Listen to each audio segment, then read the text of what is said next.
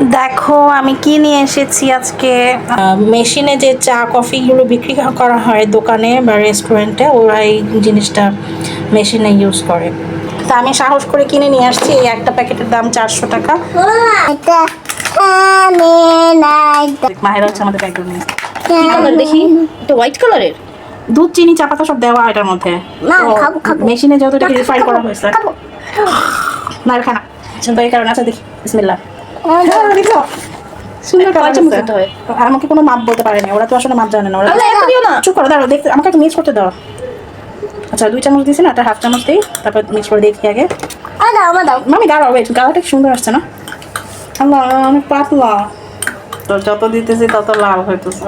আর 3.5 চামচ দিচ্ছি, আর এই যে এটা দিলে এখন 4.5 এটা হাফ চামচ। প্লিজ কেউ কিনো না, হ্যাঁ।